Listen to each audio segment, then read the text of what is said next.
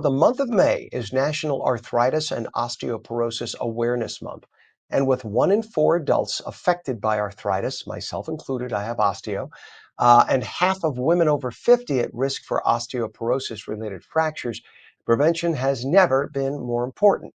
Registered dietitian Sydney Nitzkorski is a co-author of the Complete Bone and Joint Health Plan, joins us to share a science-backed practical approach to keeping bones strong, joints healthy, and mobility lasting for life. Good to have you with us. What you worked with Dr. Wittstein. Why did you and Dr. Wittstein decide to create a combined plan for both bone and joint health? This impacts so many people. You would have thought there would have been so many other great ideas out there on the market, in books and stuff, but really they're few and far between.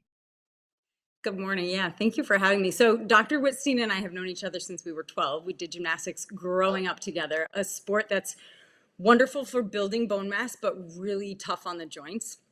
Mhm. And we wanted to write this book because there are a lot of books out there with information on arthritis and inflammation and diet, or osteoporosis and exercise, but we wanted to put everything together into one comprehensive place. So we've got education and recipes that incorporate the foods we educate you about, including more of or avoiding, and exercises, all in a way that's really applicable and easy to understand, and people can do these things at home. So the exercises you're able to do at home, the recipes are foods that you can find in your regular grocery store. So we really wanted to just put together a comprehensive program. And she's an orthopedic surgeon, I'm a registered dietitian and fitness instructor, so together our backgrounds really complemented each other. That works really well. And what are some of the biggest misconceptions that people have about arthritis and osteoporosis? I think people don't recognize how important diet can be for bringing down inflammation.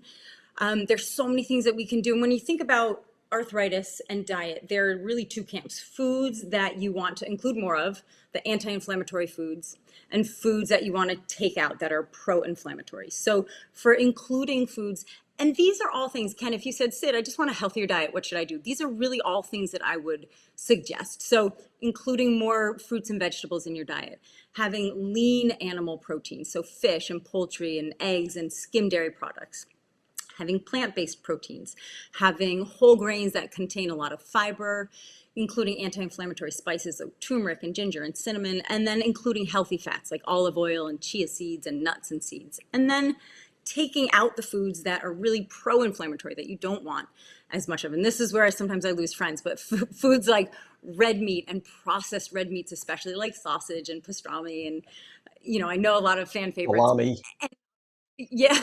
And it's not that Yeah. you should never have them ever in your life, but the less you have, the better. Taking out saturated fats, fried foods, processed carbohydrates, so things that are made from white flour, packaged, baked goods, stuff like that. Yeah, I mean, if you think about it, because I have made salami myself, and you add that pink salt, and pink salt is a type of salt that gets into the fiber of the meat and stays there. Well, guess what? When you eat it, it does it to you too, and that's what causes inflammation. The whole point of that is to suck onto the moisture and the inflammation and keep it swollen. So if it can do it to the meat that's being aged, it'll do it to your body. I speak about it as a cook. But it Mhm. just makes sense that it would do that to the human body, and that just the inflammation. I mean, you could even see my joints on camera. I have osteoporotic, not my mother has osteoporosis. I have Right. osteoarthritis joints. And, you know, I try to avoid dairy. I try to avoid the red meats, et cetera. And it does make a huge difference. Also, moving helps make a difference. Right. Talk about that too. Talk about Yeah. the idea of moving to make your body healthier. Yeah. So there are so many, just like with diet, exercise can be incredibly supportive to make you feel better. So, especially when you're talking about bone density and supporting bone density and building bone density, there's a lot of different modes of exercise that you can do, but it's really important for everyone, but especially for women, to include strength training in their week, at least twice a week. It's also really important within that strength training to make sure some of it is focused on your core, that you have balance exercises, that you have weight bearing cardiovascular exercises, and then you have a little bit of light impact work. So there's some really interesting studies showing that just 10 to 30 jumps 3 times a week can be enough to stimulate bone mass. And if you think about how long it would take you to do 10 jumps, maybe 5 seconds, 10 seconds, you know. Hmm. So I don't want people to ever think like, oh, I need to spend so much time. The more time, the better. But there's a lot you can do to make your body feel better and to stimulate your bone density. And for the core stimulation and those jumps you're talking about, so important for stability as you get older. I mean, one of the things that people, as they get older, they fall. And they fall a lot, right? Because their bodies simply lose the ability to maintain stability as they stand up and walk. But doing jumps like that, that's something that wakes up all those little muscles, hundreds of little muscles throughout our feet, right? And our legs and in our brain, the connection to those muscles. You want to keep them moving so that you don't fall. Because you could be perfectly healthy till you're 100 years old, but if you fall and break your hip at 70, you can end up with pneumonia and die. So it's really so important. I love what you're doing and what you're talking about here. And what about the number one thing I know is eating properly.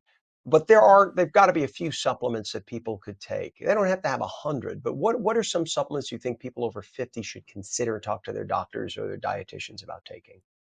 Yeah, that's a great question. So one big supplement that I find many people are lacking in calcium, and I believe that the most common vitamin deficiency in the world is vitamin D. And vitamin D Hmm. and calcium work together. So most people do not get enough calcium in their diet. Depending on your age, the requirements are somewhere between 1,000 and 1,300 milligrams every single day. So to put that into perspective, an 8-ounce cup of milk has about 300 milligrams. So there are other foods, bok choy, broccoli, cruciferous vegetables have some calcium, but it can be really hard to get enough just through food. So very often I'll encourage people to look at their day and say, all right, did I fall a little bit short today on calcium? Maybe I take a supplement, and maybe you just need one supplement and you get the other half from your food. Or maybe you have a day where you're like, oh shoot, I just ran out of milk and cheese and yogurt and I didn't have any of those, and ideally those are the low fat or skim versions. So maybe you have two supplements, and those should always be separated by at least 4 hours. Most calcium supplements will come with vitamin D, and again, those go together really nicely. Yeah, it's in order to absorb, right? You need that vitamin D. And again, I'm only speaking from the osteoarthritis guy in me. They put me on 5,000 IU's of vitamin D, and at night I take two 600 milligram the calcium citrate every single Uh-huh. night. I mean, I've been doing that for years, and it dramatically helps with the arthritis. There's no question. I don't. I used to live on diclofenac, which is an anti-inflammatory. I haven't taken it in years because Good for you. of doing exactly what you're talking. Hey, it makes such, and that stuff destroys your digestive system. The anti-inflammatory pills. So it's just great to be natural, and it's so much better for the body. How can somebody with chronic joint pain ease into fitness? We touched on it just a second ago. If you haven't done much moving, how do you get into it slowly without risking an injury? That's a great question, because that's always my concern, is somebody getting injured as they start an exercise program and they're highly motivated. So my advice is always start slow, figure out what feels good. Very often if somebody already has arthritis, then some of these weight bearing exercises, cardiovascular especially, can be painful. So to start really slow and to figure out what feels good. If running doesn't feel good, maybe you can walk, and that's absolutely a perfectly valid way of exercising. If some forms of cardio don't feel good, lean into strength training and see what feels good. Start with lower weights and start to gradually, week after week, say, all right, can I add a little more? I started with a 3-pound weight, maybe a 5-pound weight is appropriate for a couple of weeks. And once you get to the point where that feels fairly easy and really doable for you, easier than when you started, then maybe you go up to 8-pound weights, something like that. And for the balance exercises, you brought that up before, Ken, and I appreciate that, because I think it's so important that we all work on our balance.